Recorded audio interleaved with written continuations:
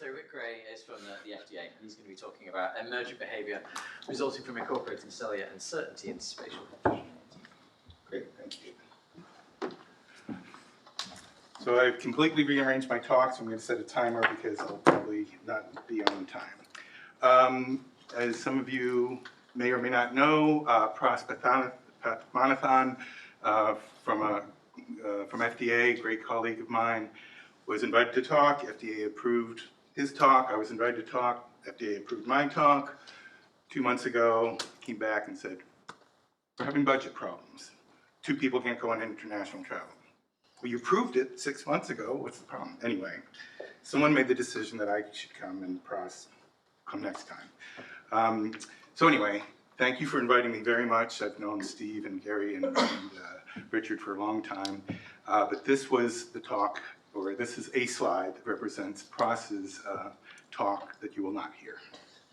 Instead, you get back up, Rick. So I have a disclaimer. I work for the FDA, so the opinions expressed here are mine and mine alone. They don't necessarily reflect the official views of FDA. I want you to keep this in mind as we go along. I'm going to make the talk a little more personal and historical, and I hope that's the right approach. We'll find out in 15, 20 minutes. So the goal, and this is it is carefully worded, and there's a lot in here to unpack, I think. But this is what I want you to keep in mind as I'm going through my talk. My long-term goal is to develop and validate, validate a credible cardiac electrophysiological model for predicting emergent behavior, life-threatening, reentrant, and focal arrhythmias in cardiac disease, including initiation, which is a very difficult aspect. I'm going to put a caveat in here, in structurally normal hearts. That's a place where I've been taught to begin. Start with the healthy normal and then move to disease. And there's a long history here. And you all know of VPH, and a lot of you probably know that that was preceded by the Physiome organization. Before that, it was a Physiome company. And they were well ahead of their time. Dennis Noble was part of that. Peter Hunter ran with the Physiome organization.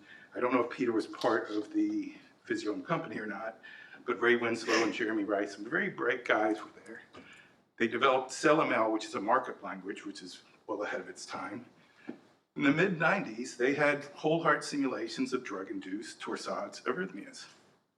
That was happening back in the 90s. It was a very exciting time. Other things were happening too. The bidomain model all of a sudden exploded. It's rare that a model will predict a new behavior that is then found experimentally. The bidomain model did that. The dog bone effect that you've seen already and probably you're familiar with, that was predicted by new equations of the bidomain that then they went into the laboratory and very carefully, firstly measured with extracellular electrograms, and they found this dog bone pattern. Then optical mapping came along, and it was now it's just it's standard science. And in 1993, that's when I started my postdoc. I walked into a brilliant situation. So I did my PhD on leech swimming. I got hired by Pepe Jalife, which was kind of a magical little moment by itself, why he took a chance on me. I walked in, and they had just done video imaging of slices of cardiac tissue showing spiral waves. Nature paper. And everyone wanted to know, are these spiral waves found in the heart? And I walked in. They said, Rick, here's your lab. We're going to teach you how to do it. Not only that, in 1989, the Berlin Wall fell. Why is that important? Because Arkady Pertsov was over. And he didn't go back because the Berlin Wall fell. There's a whole long history of spiral waves and cardiac dynamics from Russia that was not translated to America. And he brought all that knowledge in. And then Sasha Panfilov gave me his whole heart code. So I walk into the situation months after getting there. I mean, it took a year, but within a year, my first publication was in Science. The first figure in that Science article is a whole heart simulation of reentry and a whole heart optical mapping of reentry in the heart. It's hard to understand it. So FDA doesn't let me travel with a laptop, and I totally remade my talk, so the slides won't match. I wanted to show that. It's hard to explain to you what it means to go from 256 extracellular electrograms of mapping fibrillation in the whole heart, that was the state of the art, to over 10,000 transmembrane action potentials. I was the guy out there showing movies of fibrillation for the first time. Super exciting, super, you know, it was very sexy work. It got published in Science and Nature, and it was such an exciting time. A lot of us had this vision that these whole heart models were going to be clinically useful. Lots of us. It was just a fun time. So that's part of the history here. And to put it into context, I like what Martin said yesterday, is he's going to refer to things as patient-specific models. I could spend the whole talk on this, but I'm not going to get into semantics or anything.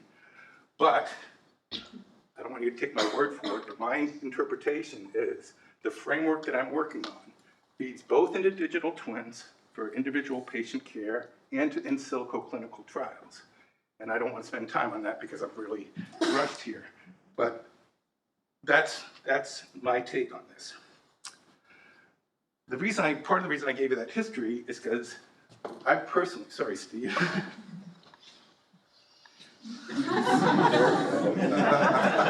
now I'm really.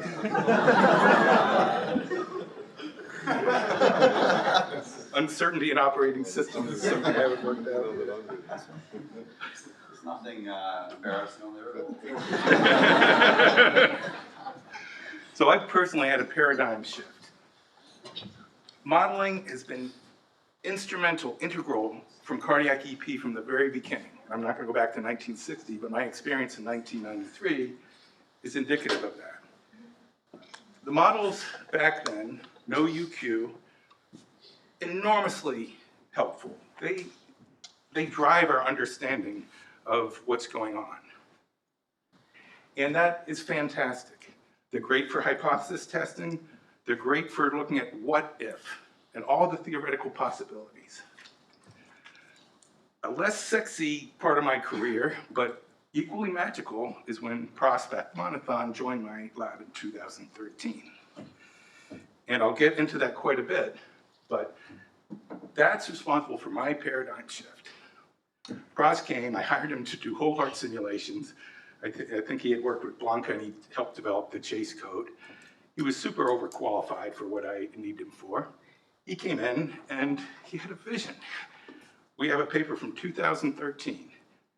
We coupled, well, actually my vision, which you've seen, remained mine, but he came in with the vision of, in order to make these models clinically useful, they have to meet some safety criteria, and we need to go to other communities to develop the proper techniques, BVUQ, and in 2013, he laid out our plan for the next 7 years. And we weren't the only ones doing it, but for me, this was a paradigm shift. And so what I'm working on now is models that are used for predicting. This is a very, very different thing than models for understanding. And as you hear me talk, you'll hear that I've rewritten all my code. I've done everything, and it's not that hard once you have the code. The UQ is a little bit hard to implement. Spatial UQ is a little hard to implement, but I've redone everything. All my thinking, all my models based on this. I want a robust model that's data-driven, that can be used for prediction.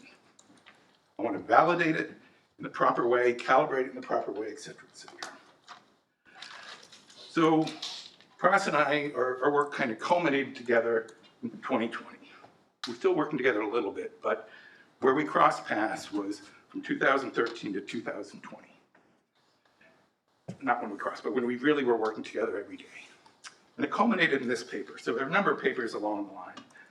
But this one is data-driven action potential model. And I don't know if people know kind of the thought that went into this. That model, a lot of thought went into that model. I developed that model. It's a minimal ionic model, I call it. The submodels are identifiable in terms of the parameters. We went to the literature. I got all these data from the literature. Almost all of the parameters are data-driven, so we have mean and variances. And it's a comprehensive model of an action potential that is data-driven UQ, which means that all the model parameters are drawn from populations that are either log normal or normal, and then those uncertainties are propagated through the model. That's fundamentally different than a population of models. And Elizabeth mentioned before and in the first paper, it's actually 2.13%, I checked last night, of the 10,000 models that were deemed adequate models. This is the opposite approach. Let's look at all possible models, 100% of the possible, and just take what nature gives us. So we do that in a single cell. And we vary IK1, we use that population density alone, we get changes in action potential. ITO, it changes the spiking dome. ICAL, you get EADs. IKR, it affects APD a lot. Nothing surprising, a lot of nonlinearities. When you put it all together, it's a mess, but it's a span of behavior, normal action potentials, repolarization failure, and EADs. So keeping that mentality, Prof is staying at a high level, working on VVUQ on device agnostic, disciplinary agnostic problems. I'm sticking with cardiac EP, that's part of my study. So how am I extending this? First of all, we just did it again for the rabbit. What I want to point out to you is these parameters are derived from voltage clamp data. The submodels are, identifiable, and you're drawing from populations. So there's very little calibration that goes on. The IKR is taken from hex cells, so we calibrate GKR based on action potential duration because that doesn't, they're not taken from isolated cardiac myocytes like all the other currents. In 1D, we calibrate GNA and diffusion coefficient together to match conduction velocity and, peak INA. So that's all we do to calibrate. Now, we're still not at the tissue yet, so we reproduce the examples. Quiescent beat, 82% show normal repolarization. Whoops, sorry.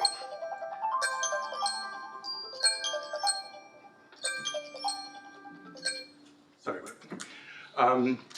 2.36 EADs and 12.36 repolarization failure. Look at that span of action potential duration. 379 plus or minus 254, 926 plus or minus 426.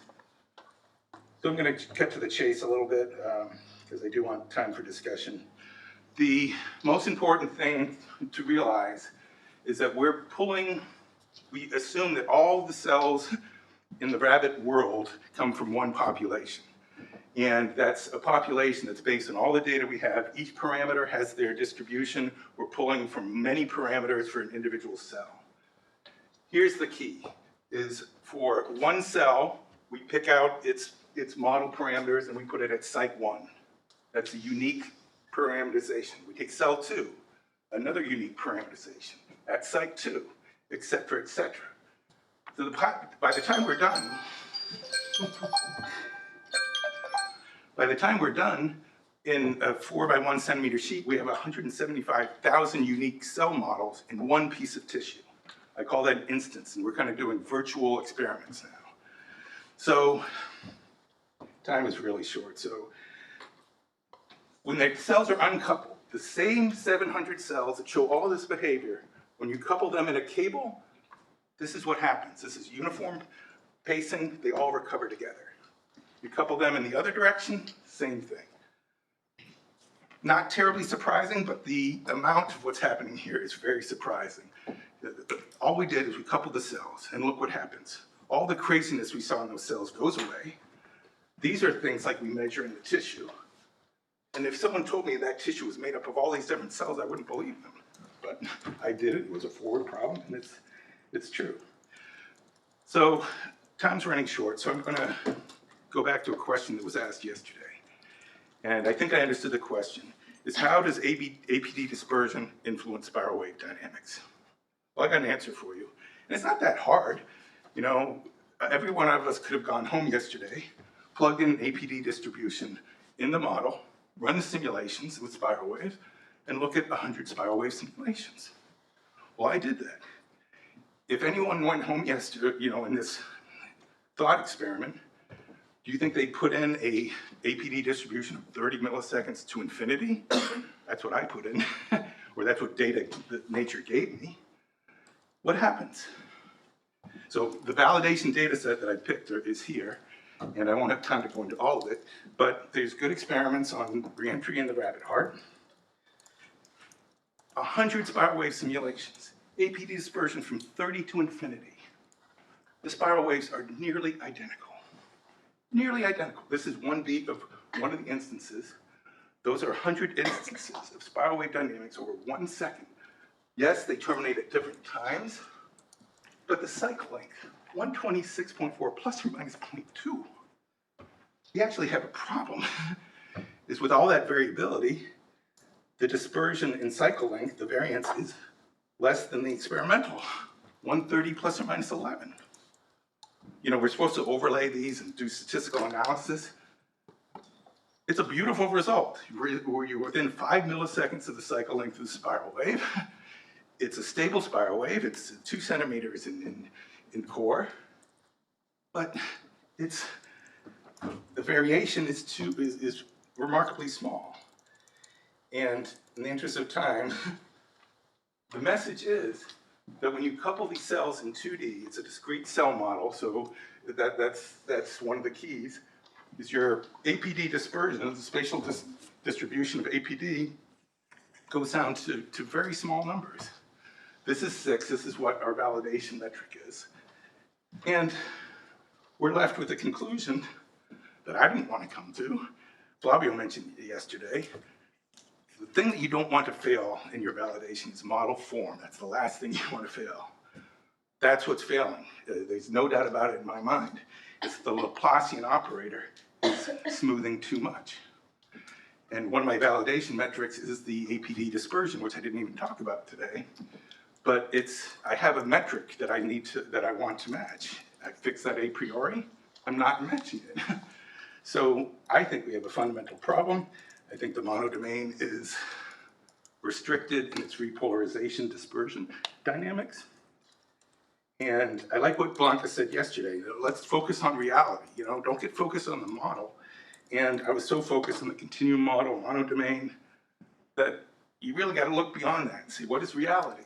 And that's, Blanca mentioned that yesterday, let's not lose our vision. So to finish up, and I don't know where I am in time, but I want time for discussion. There's an infinite number of choices in how we precisely quantitatively compare, that is, validate computer models and experiments. I suggest taking a holistic, well, for my goal, a very difficult thing to validate, which is emergent phenomena. That is spiral waves and APD dispersion. A lot of things are emergent. Conduction velocity, but get as close to what you want to predict. And once again, it's kind of ironic that the FDA guy is talking about mechanisms where all VVVQ says is context of use-driven work. Yes, that's important, but I think we need a framework to get to that context of use-driven work in some cases.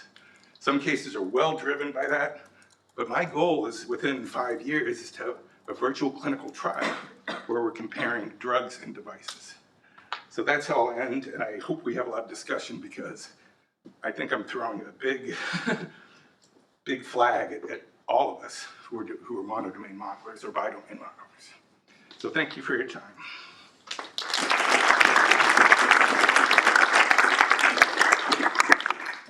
Sure. All right, any questions? Flavio, I'm sure there's. Well, I just wanted to very, very nice information on talk.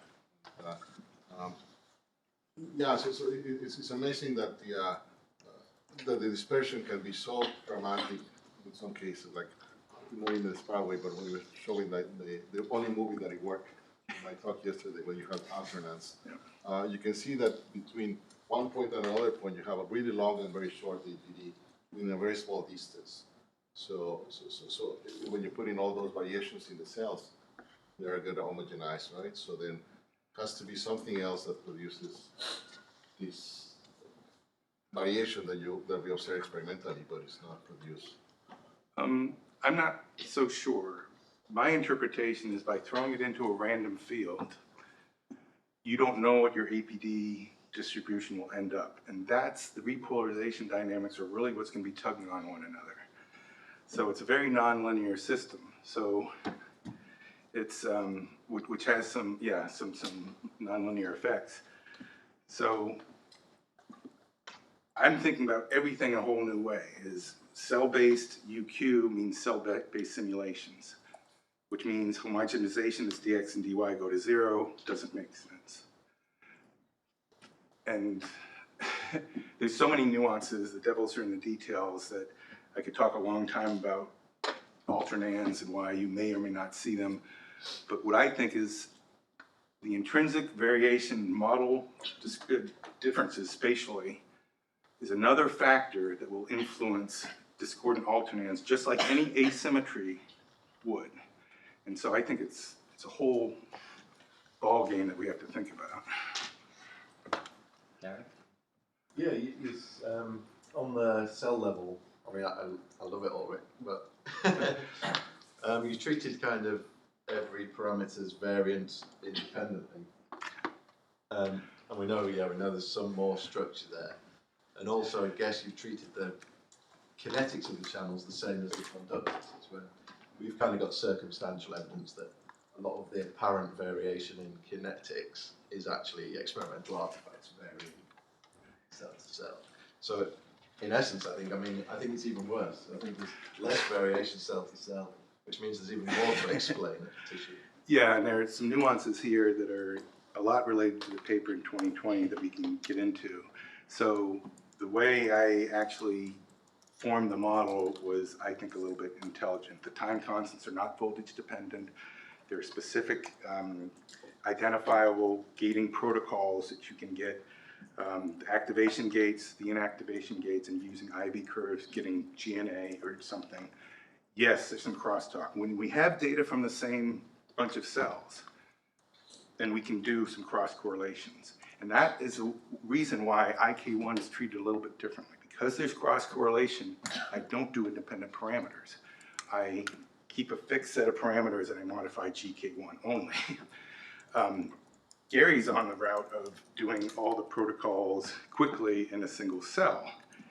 And that is really what's needed to make this more viable, is the cross correlations will come out between the parameters.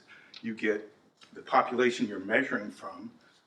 For me, they're consistent from ion current to ion current, but not across ion currents. If the way Gary's doing it, they're consistent across ion currents. So there's ways we can deal with things experimentally to get better quantification of some of these things. But there's also some inherent assumptions, but I think they're pretty clear. You know, if you think that enzymatically differentiating cells destroys their behavior, then you're going to hate this work. It's like you built this whole thing on a house of cards. If you take another approach, which he says they're validated experiments, they're well constrained, your submodels are identifiable, then this makes a lot of sense. We still don't know. The very difficult problem is when you measure APD in space, it's a function of what I think is three things: the intrinsic APD at that site, the diffusion coefficient, that's why I said structurally normal, because I make that uniform across the whole heart, and then the activation sequence or the pacing site. So you vary those things, you'll measure APD, but you'll never know what that APD intrinsic cell is because they're tightly coupled. So getting the data we want is maybe impossible. That's why I started just a random field, just take worst case scenario, 30 to infinity APD, what happens? Sorry for going late. No, I have a lot of questions about that. So in the interest of time, we'll probably push on to our last speaker, who's Alex Rangi from the University.